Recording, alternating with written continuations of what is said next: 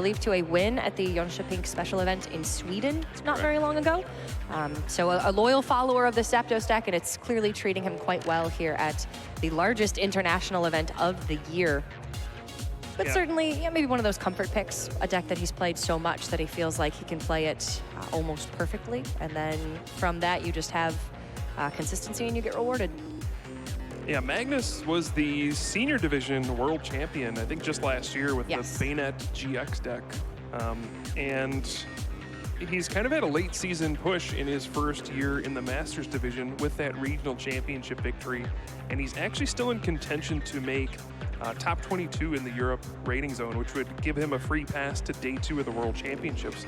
If he keeps winning, and I think with a top 8 finish, he will leapfrog some people and finish in the top 22. So there's a lot on the line for him in this event. And I think the same goes for Grant Manley. If he can get a big enough finish here at the North American International Championships, he can also finish in the top 16 of his rating zone, North America. So we got 2 players battling for quite a bit. Very impressive from Magnus to go from being the senior division world champion and then also putting up such big results in the Masters division his first year. That doesn't always happen. And then for Grant Manley also to be in contention for top 16 in the region. Clearly, this tournament matters a lot for these 2 gentlemen, but we are going to kick things off with game number 1. It's going to be Grant going first. He's got the Tapu Koko Prism Star on the bench right away. That Dance of the Ancients ability, you can send Tapu Koko to the Lost Zone and then attach 2 energy from your discard pile to 2 different benched Pokemon. So we're going to see that be used to accelerate energy and get that full blitz off as soon as possible from Pikachu and Zekrom GX.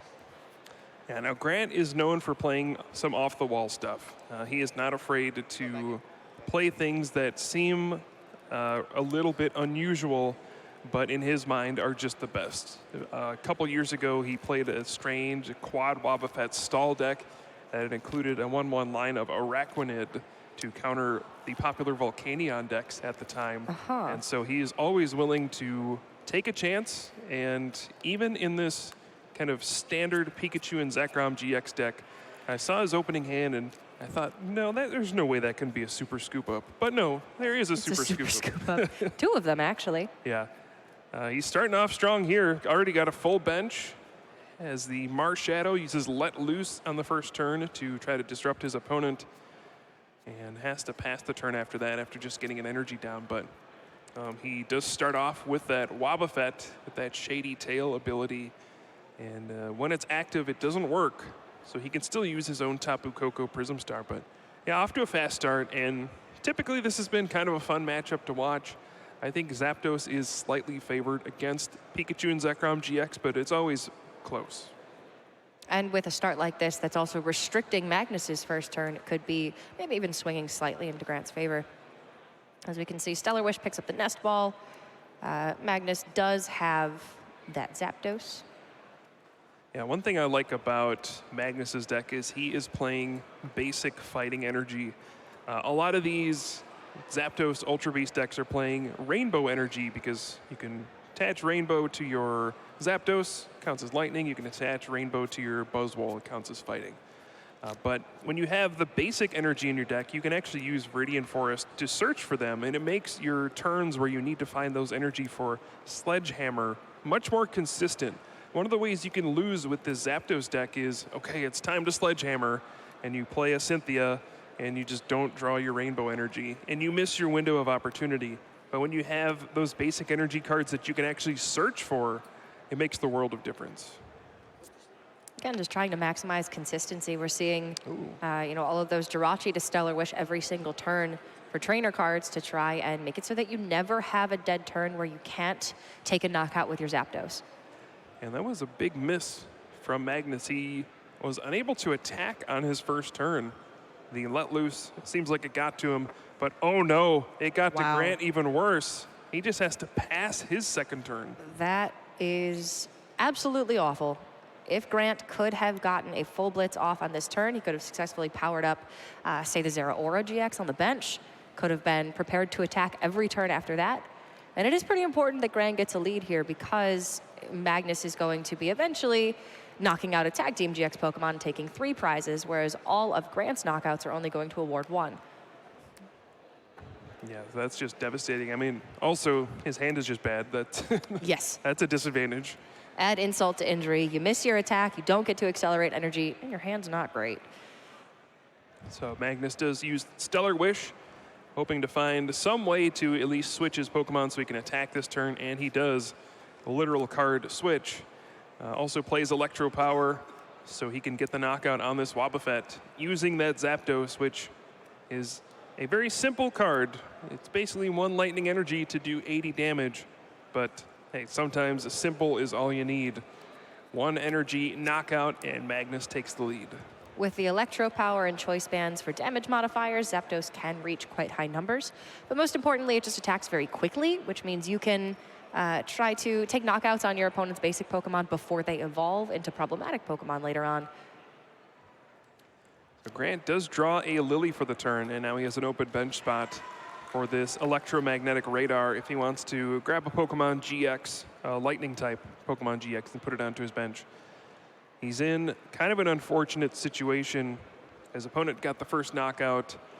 His Wobbuffet is now gone. Wobbuffet is pretty important to prevent your opponent from using Tapu Koko Prism Star because they have Tapu Koko GX, which is a big swing in this matchup when you can use that Tapu Thunder to wipe out a Pikachu and Zekrom GX.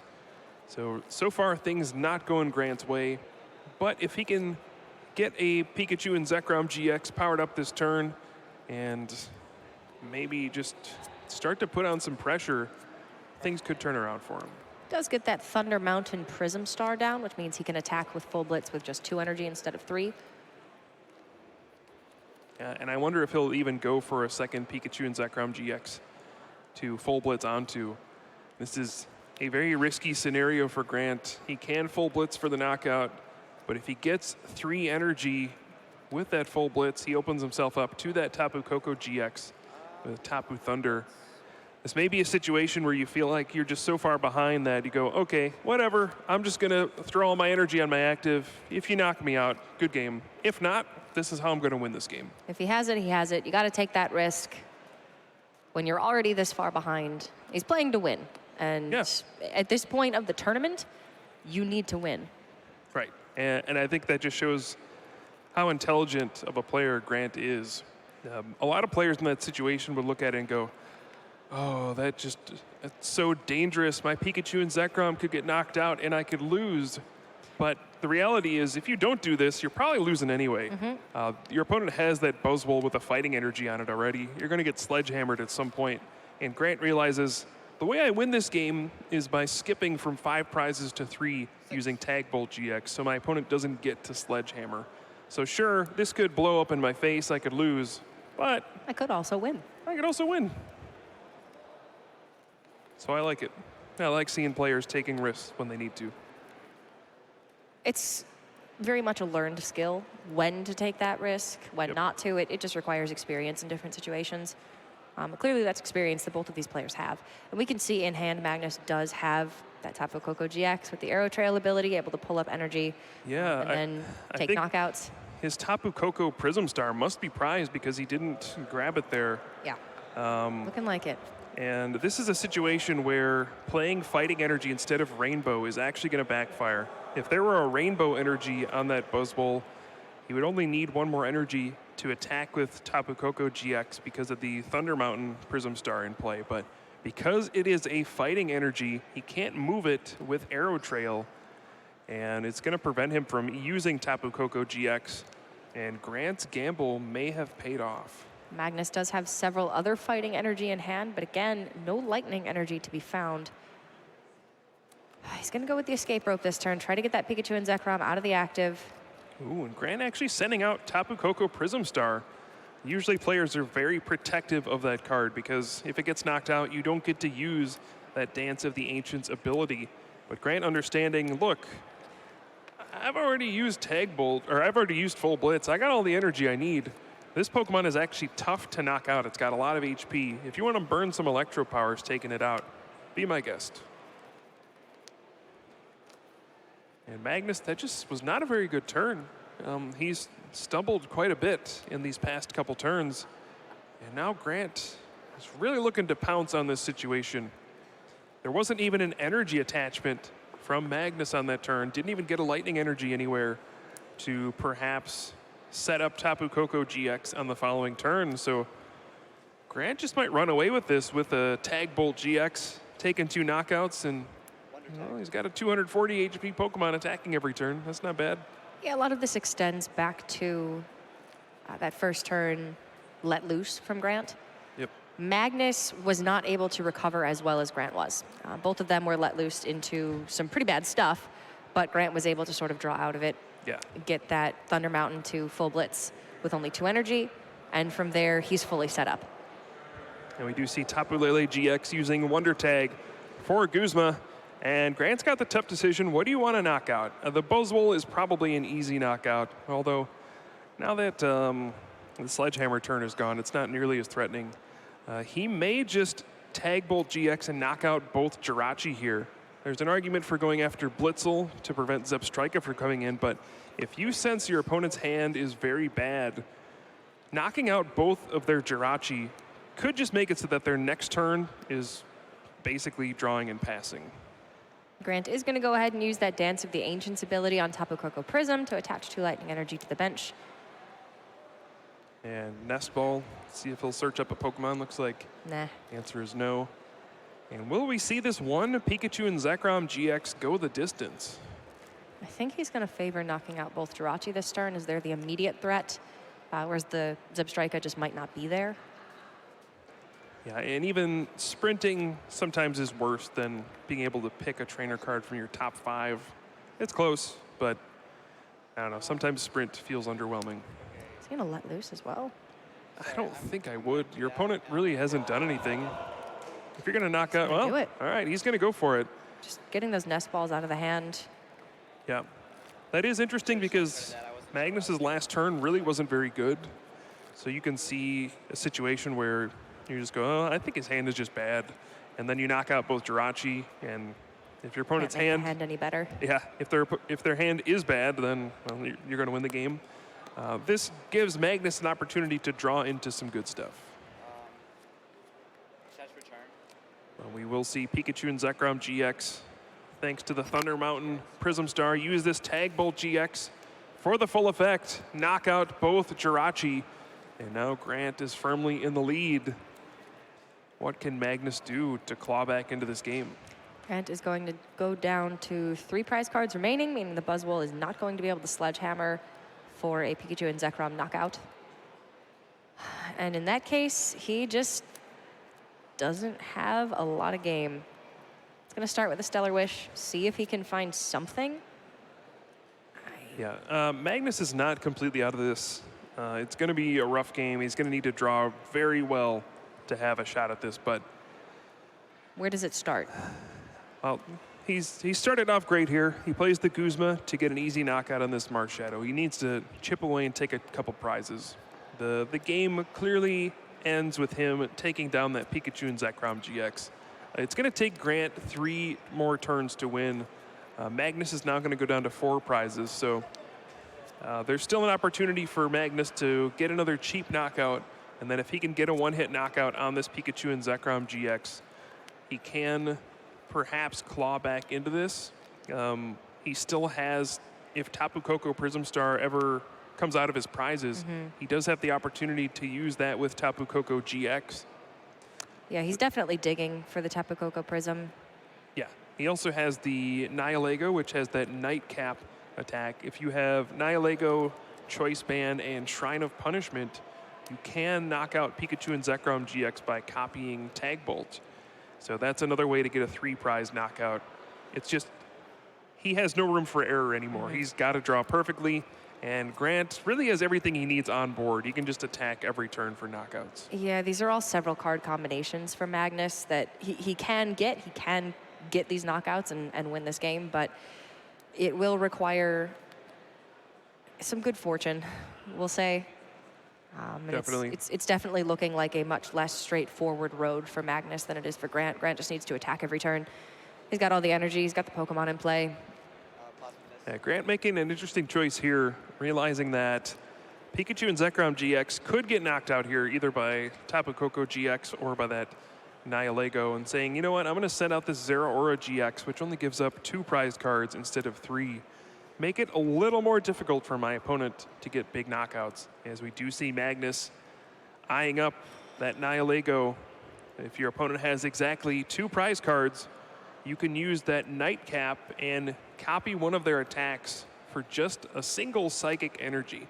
And he has that gold secret Psychic Energy in his hand already, so he is going to be able to use Nightcap. It's just, can he follow up in the next couple turns to actually string together a victory? And we do see Choice Band as well. So, oh, that's, the Choice Band is actually huge. That means he doesn't have to use his GX attack. He can copy Zeraora GX's Plasma Fist. That's huge. Wow. It's 160 base for the Plasma Fists. You get the 190 with Choice Band. So Magnus is not out of this yet, and this is why this matchup is so exciting. There's just such big swing turns in the game because one deck uses a tag team, a bunch of Pokemon GX. The other deck uses all non-GX Pokemon for the most part. Ooh, there's that Shrine of Punishment as well. Going to start to stack some damage onto the Pikachu and Zekrom GX. Yeah, that's not bad. As well as once Magnus takes 2 prizes here off of this Zeraora, that does open up Tapu Lele and Dedenne GX as well.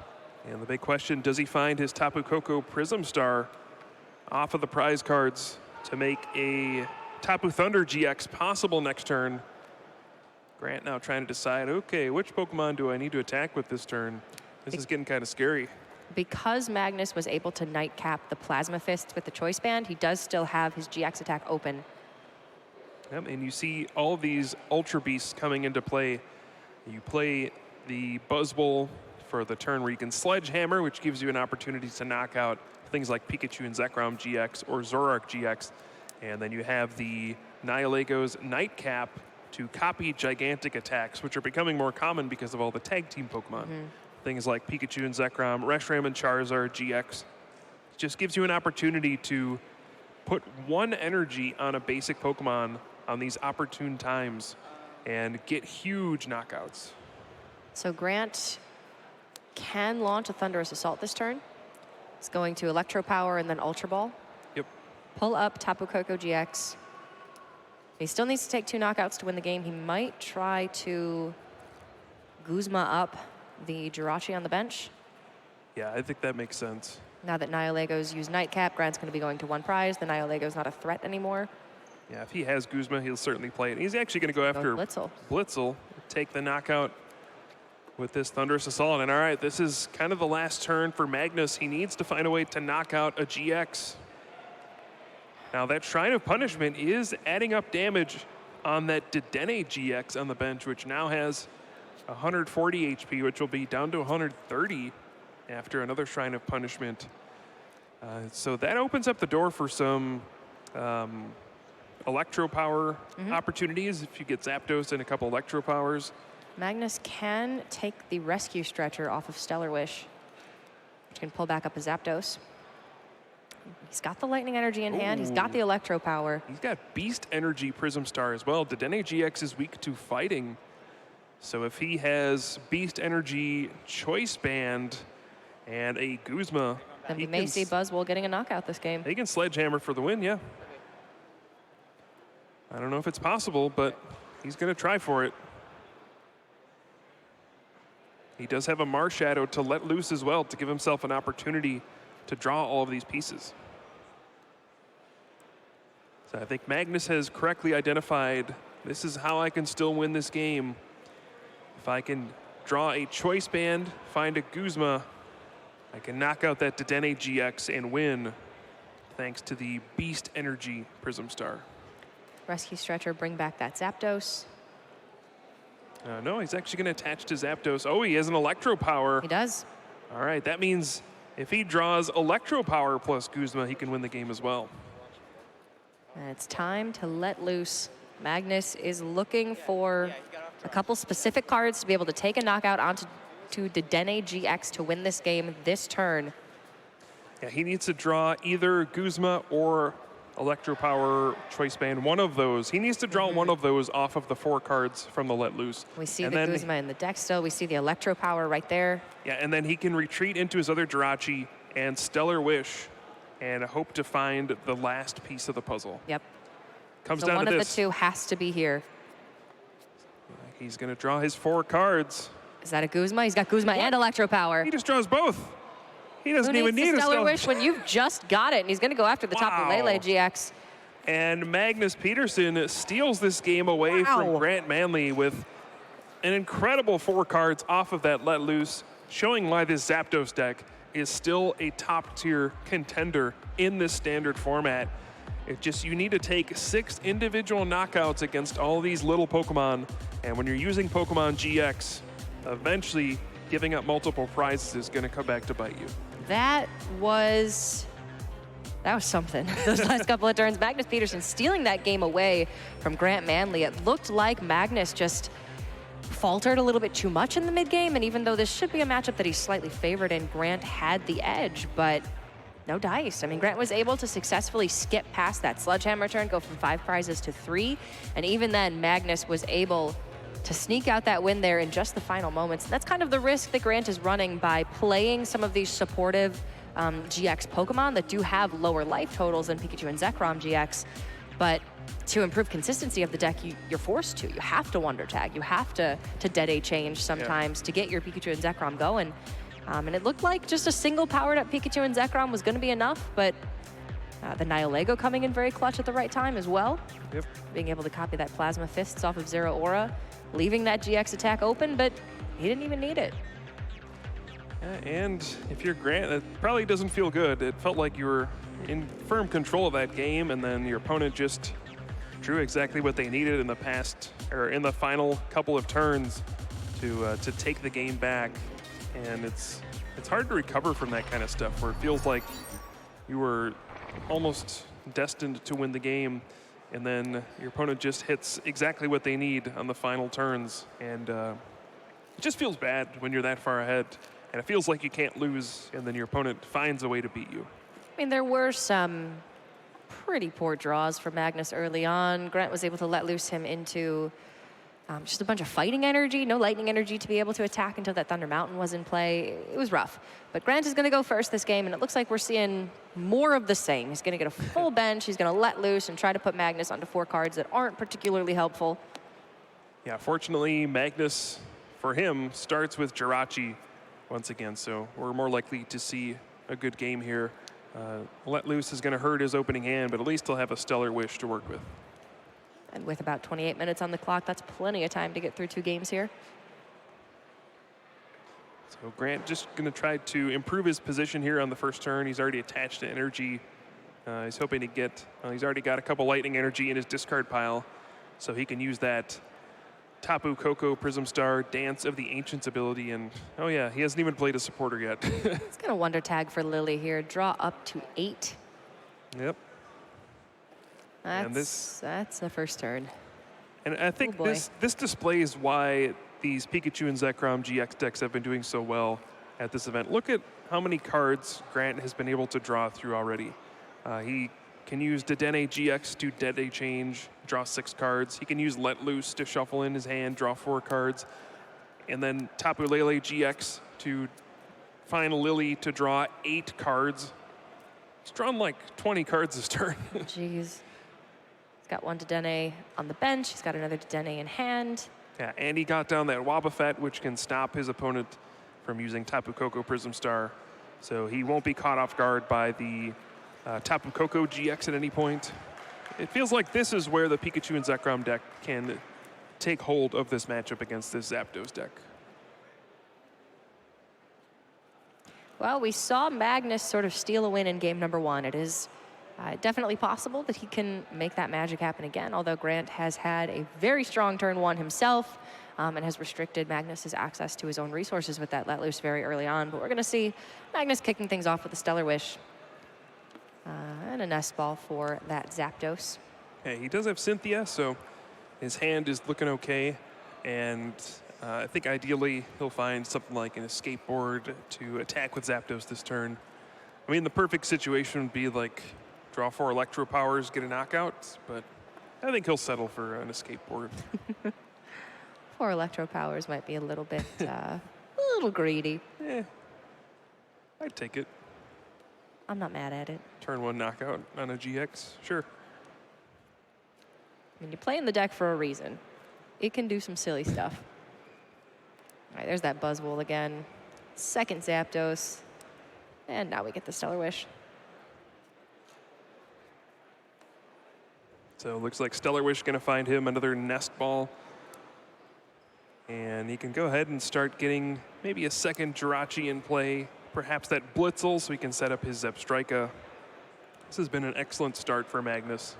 Hard to believe he started the turn with 4 cards in his hand. And it's developed beautifully for him.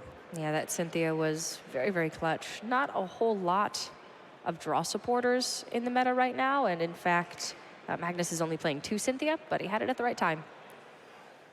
Yeah, a lot of players are not even playing Cynthia anymore, opting for things like Volkner instead. And I think you can see why Cynthia is still very strong in this deck. If Magnus had drawn Volkner off of this Let Loose instead of Cynthia, his turn would have been way worse. He would have just been able to search for a lightning energy and an item.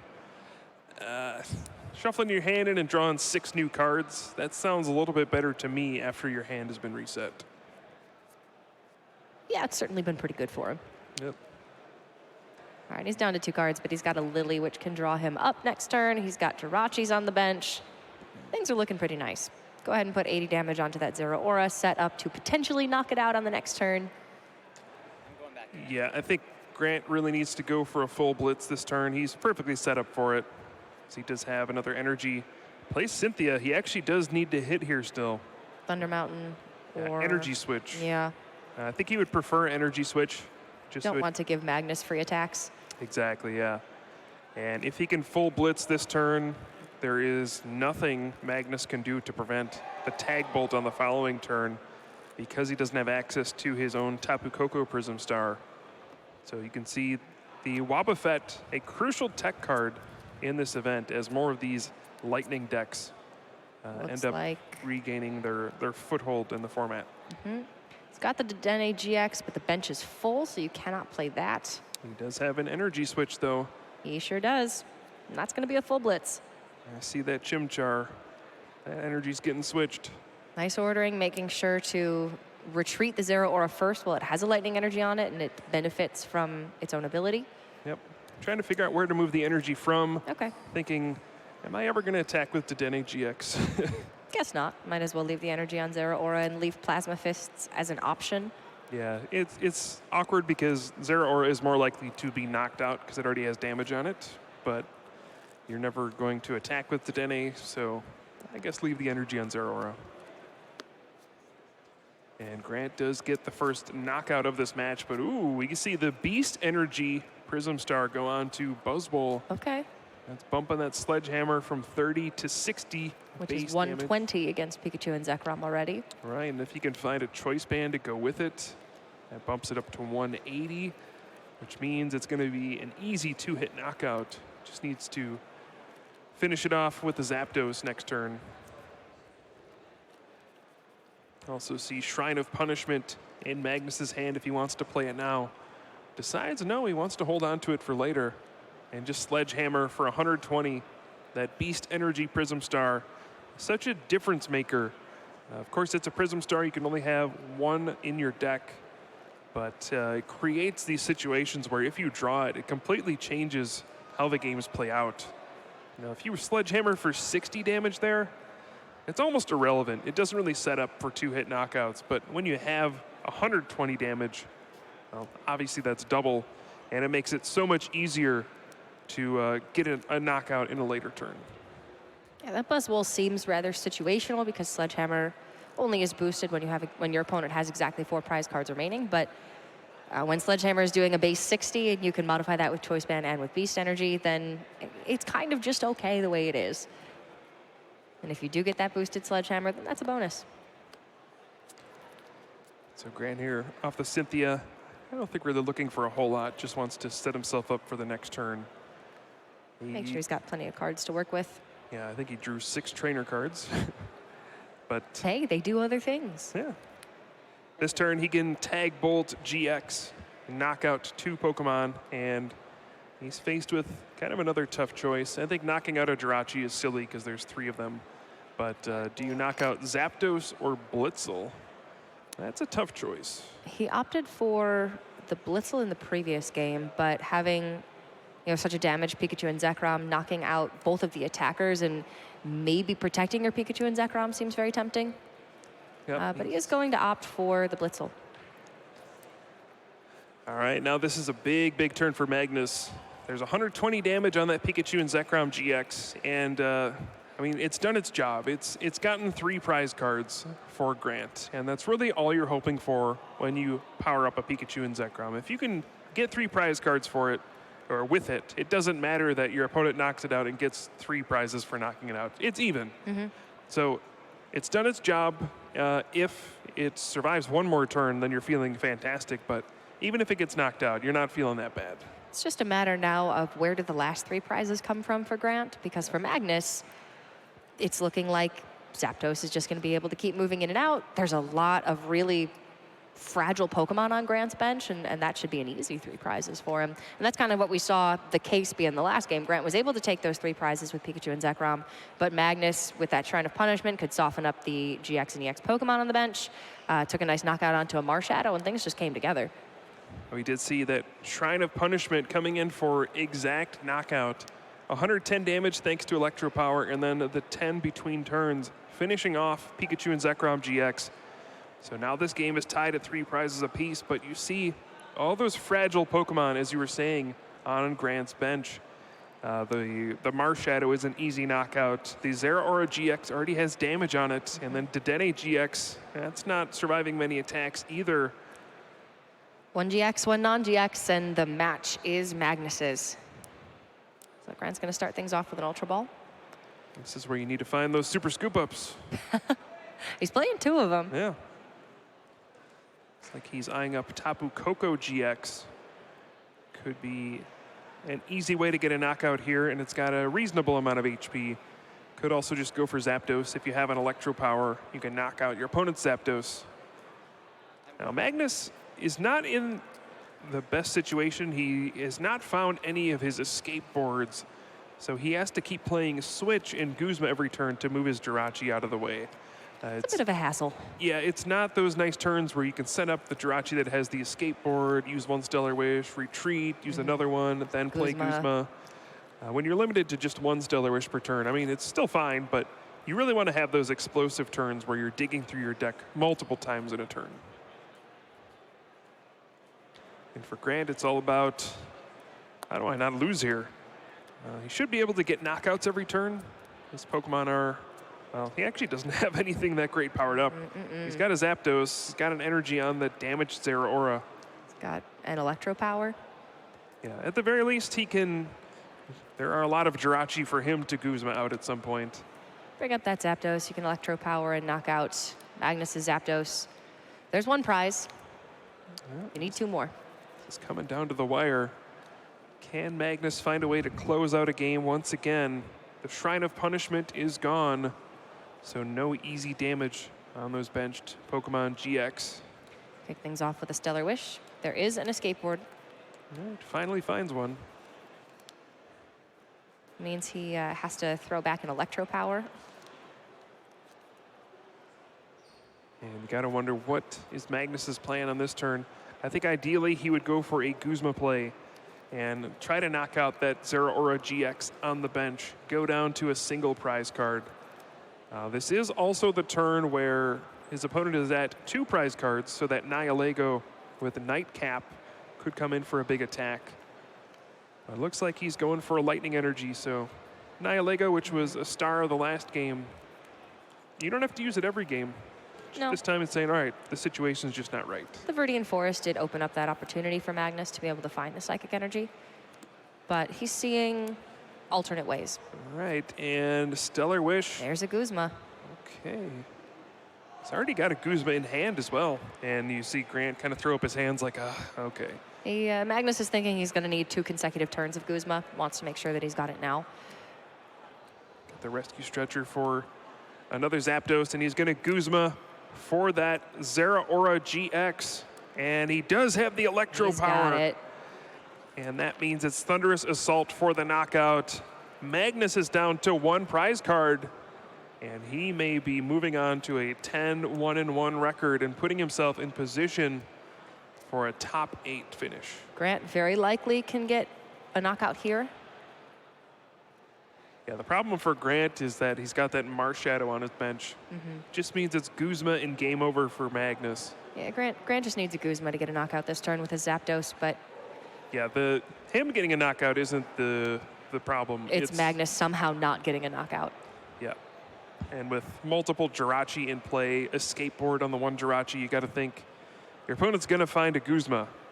So this is where, if you're Grant, you're saying, all right, this is why we play Super Scoop Up. I need to find it here, get Marshadow off my board, and make it tough for my opponent to take that last prize. Well, one of them's prized. Well, that doesn't help, but There's still one left. yes, and he is searching for Dedenne GX and perhaps Tapu Koko GX as well. You need to thin out as many cards as you can. So when you use this Dedenne change, you draw into that Super Scoop Up and at least give yourself a coin flip to pick up your Marshadow and make it a little harder for your opponent to get the last knockout to win.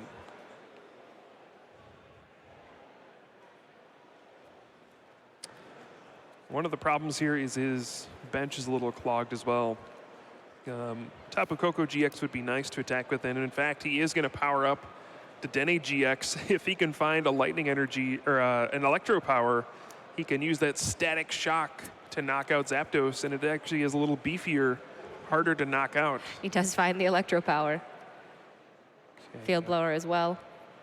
and he's going to play the Electro Power, but doesn't find the Super Scoop Up, and no supporter. Which means that Marshadow is going to stick on the board. No room to find a Tapu Lele GX to Wonder Tag. And Grant goes, all right, Static That's- Shock. He gets down to 1 prize card for the 2nd game in a row. Does Magnus have the final prize? Okay, so Viridian Forest got countered, so he doesn't have a Lightning Energy. He has Guzma in hand, but currently no way to get energy onto his Zapdos. He sees the Lightning Energy right there, but can't take an energy off of Stellar Wish. Is there any way else that he could get it? Was that Field Blower from Grant the game-winning play? Getting rid of the Viridian Forest? Oh my. So Nest Ball for Magnus. He's going to take a look through his deck. Can grab his 4th Jirachi. You can have too much of a good thing. There's also a Marshadow in his deck to let loose. That's how he won the first game. He used Let Loose, drew exactly what he needed, and closed out the game. Yeah, but Nest Ball into Marshadow does not work. That doesn't work. Got to Ultra Ball for it. He can Guzma, send out another Jirachi, and if he finds, he's got a switch as well. Okay, so Okay, that's one more chance. needs to find Ultra Ball or some way to get an energy like Thunder Mountain Prison There's Star. Viridian Forest. Oh, that'll do it. Can Viridian Forest search out that Lightning Energy and Show the Guzma, and that is gonna that's do game. it. Magnus number 2. Pedersen defeats Grant Manley 2-0 and now has 31 match points. He's having an excellent tournament so far and showing why this Zapdos deck is still so powerful. And boy, Magnus has been on a roll, a recent regional championship victory. He's got a late season push here in his first year in the Masters division to the